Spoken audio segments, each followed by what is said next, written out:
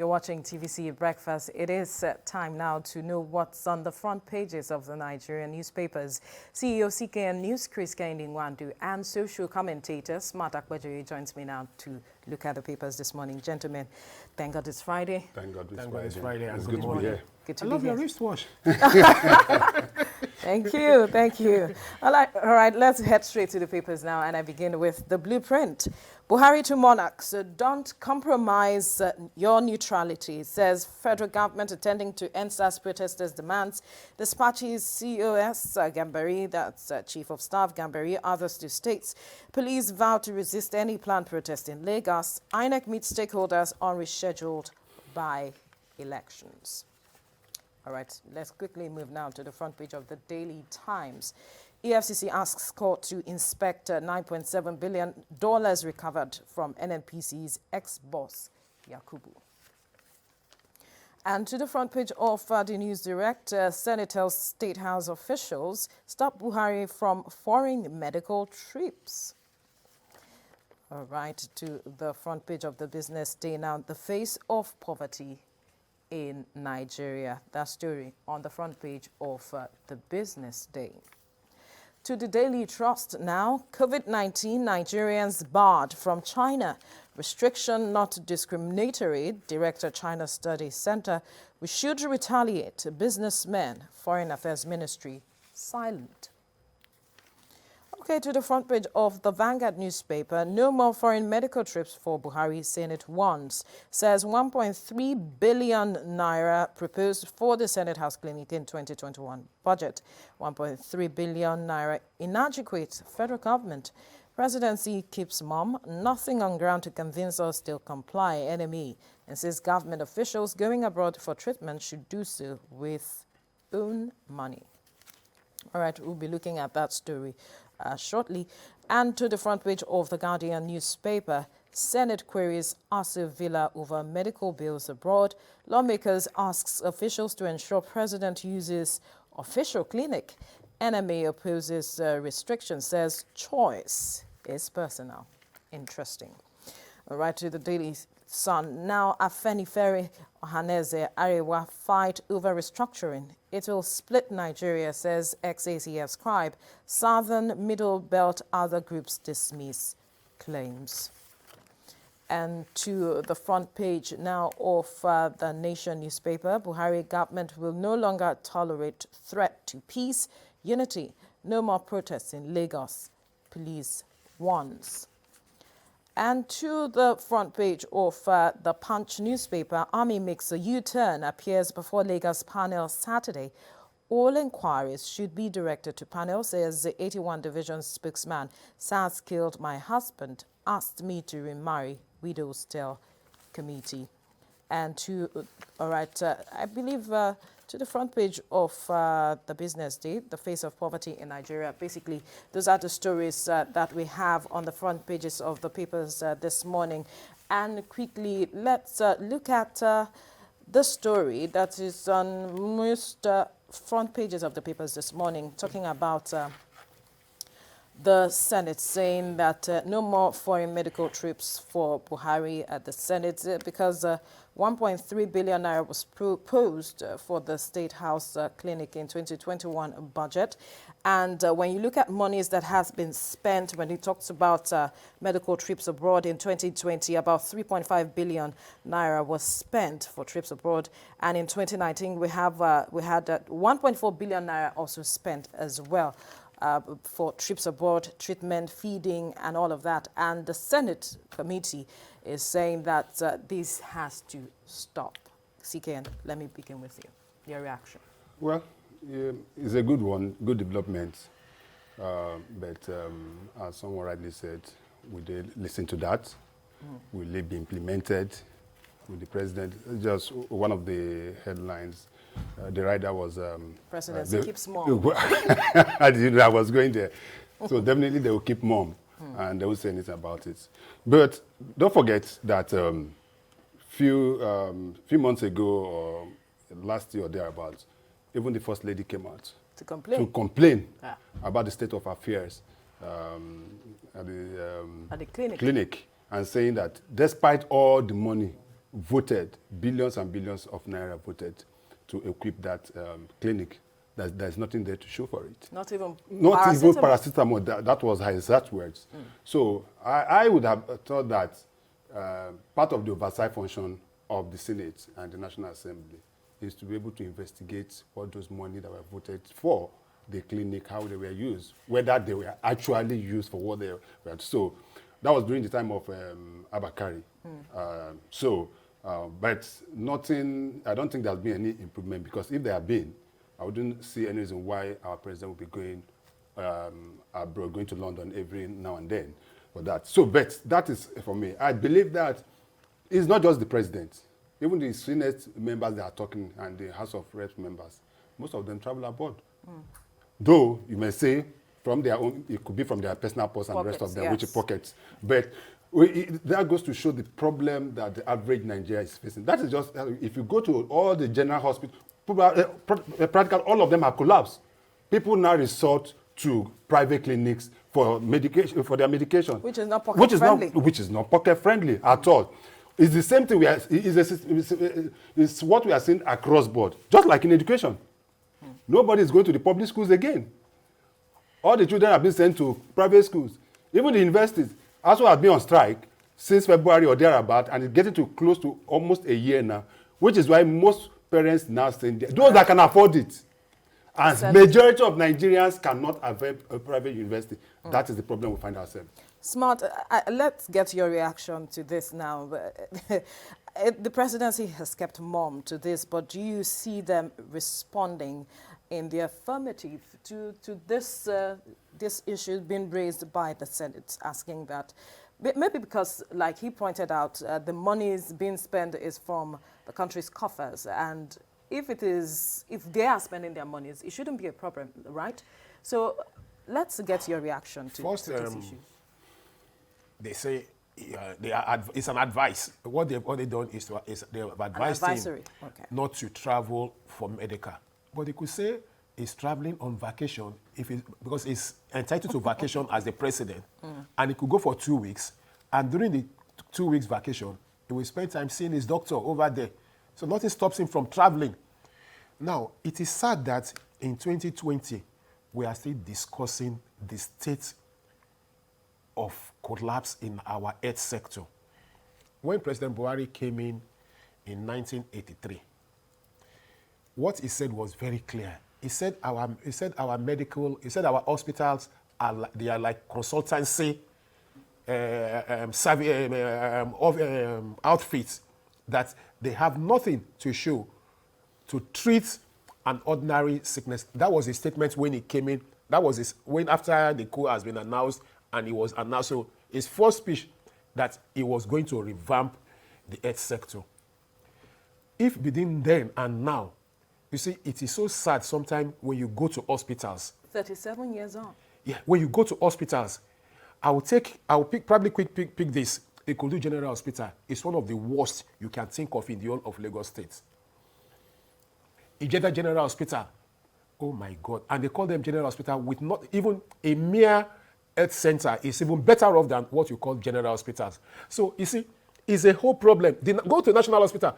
When of course, one of the legacy Abacha left behind was the National Hospital. His wife then made it a priority that to be sure that that the federal government concludes and completes it in a good time. And when it opened, at least I remember I visited there. It was fantastic. Go to the National Hospital now. It's an eyesore. What happened? The Nigerian factor. So if we're beginning to look at this now, you probably will not look at even the health sector. You will look at Nigerian as a whole and say, is there a problem that we cannot get something right? Because this is not even about Mr. President now. Yes. This is about the life of an average Nigerian. That if you are sick, you see, sometimes I keep saying, jokingly, I would just say, sometimes if I accompany my friends to hospitals in the United States, maybe when I'm on vacation, I'll say, look, even though psychologically, if I am sick and they bring me to this hospital, at least I will recover quickly because of the state of the hospital. Even even the ambience right from the gates will change your perception. But when you go here, when you go to the even from the gate, you begin to feel that I might not come out alive. So there is a problem. That is why we're saying, look, and again, it is because we have too much of concentration at the top. Are you talking about federal roads? So if you look at everything that is federal in this country, you see there is a total collapse.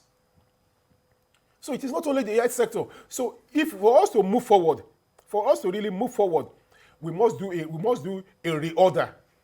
You see, and when do we begin if we have to do begin the reorder, you see, no matter how we look at it, power must shift to the local government. Let local government begin to take responsibilities for the health sectors, even though they are supposed to be in charge. But you see, we all know it's only on paper. It is only the state. It is still the state that controls them. If we have a proper functioning primary health center, you won't need to go to a general hospital. If you have a general hospital that functions, you won't probably need to come all the way from general hospital in Ikorodu to Lasut. Go to Lasut, they treat people in cars. There are not enough beds. So when you look at it generally, do we still have the school of nursing in Lagos? So it's a whole lot of problem. To solve this problem, let us go back to the basis. What is the basis? Give back power to the local government.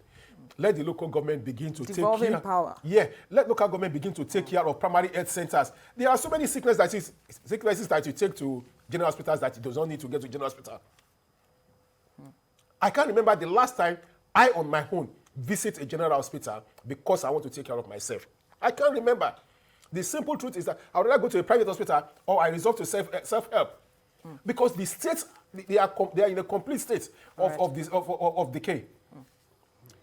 Let me just get your final words on this. From what he has said, is that the solution to addressing this issue of the state of our healthcare system, if we are to look at it holistically beyond what is being said on the front page of the paper? Short term, long term. Short term is we have to look at critically what is the budget for health. Very, very key. Are we budgeting enough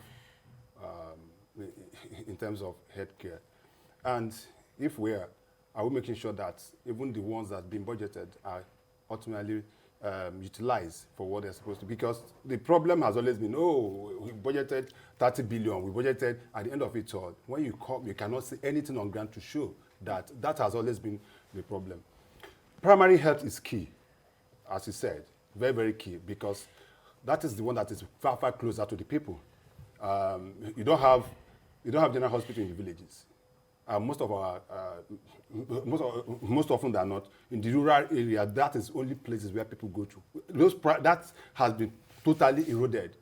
Now, the states, apart from the federal, he talked about it, it's not just about federal. The federal will do theirs. What of the states? How far, what is their budget for health, for education? Those are two critical factors. Those are the basic. Nigerians are not the type of people that ask for too much. Nigerians don't ask for too much. Perhaps this is why a lot of persons say we focus too much on the federal government. That is it. It's not just. I don't believe it has to be federal government. We talk about federal government. Who is federal government? After somebody asks who is presidency.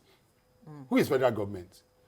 The fact is that, let us say, there are certain things that the state should be able to be on top of. Health should be one of them. Education should be one of them. Why federal government look at security and other issues. But the primary responsibility of some of these states should be in the areas of it. And if you see what you are talking about just the president. What of the governors? How many of their family members go to most of these so-called general hospitals and the rest of them? There was a governor in one of the states in the past. He moves around most of these hospitals in the state. In fact, at times he moves in the night to make sure that even in Lagos, there was at a point where people were told that they don't need to you don't need to pay anything, just walk into any primary hospital and get. I don't know whether that is still tenable, but we have to make sure that we get it right. Why the Senate is looking at the issue of the president not traveling abroad, let us also ask the state houses of assembly to also do their own job in the area of oversight function to make sure that the budget, whatever the budget for health, it is completely and seriously used for what they are budgeted for. Right. Because you just say that they just embezzle this money. You go there, you don't get to, you don't know what they do now. When you go to general hospital or one of these government hospitals, what the doctors do is that after examining, they now give you a paper. Go to so place, go and buy drugs. Go to so place, go and do your test. test. Go to so. Most of them are privately owned. They're personal, Private and that is what practice. they're private Or practice, what and that is what you say. What That's they the problem. consult for? So those are the issues.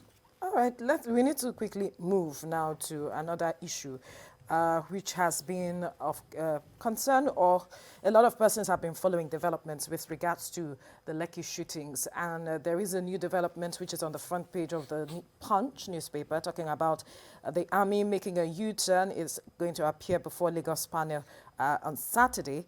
All inquiries should be directed to panel, says the 81 Division spokesman. We heard how things went leading up to now, where this is coming up, where there were divergent statements coming from the various quarters, who did what and who didn't do what. Looking at they appearing before the panel tomorrow, that's the Lagos State panel, I wonder what you see coming out of this.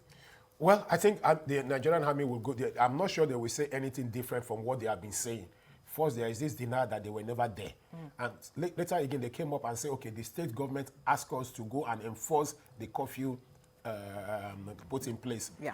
I expect them, and you see, the army, you see, they talk less and they do more in terms of action. That is what we are going to see tomorrow. What we are going to see when they appear is just going to tell them that, well, we appear there. If there is any dead body that claim that it is as a result of a bullet wound, please bring them. We never shot at anybody. That is what they are claiming up till now. And of course, perhaps I want to begin to believe them to a large extent, because apart from the woman that for a video that went viral, this woman in the United Kingdom that complained, that talked about our son, I'm not sure I've seen any other one again. There are a few persons that have come out to speak up about this. So now what we just need to do is that let the family of let any bereaved family come up with their distance and come up with the autopsy report that is as a result of bullet wound, and perhaps if they have extracted the bullet, let them tender the bullet, let them do a ballistic analysis of the bullet. They will know who shoots the bullet, either it is the army or not, because there are so many conflicting issues that after the army did the preliminary job, the police came also. The police came also and do and clean up. Let us see all this. I think it's an interesting thing. Of course, I knew the Nigerian army they were going to, because they are not above the law.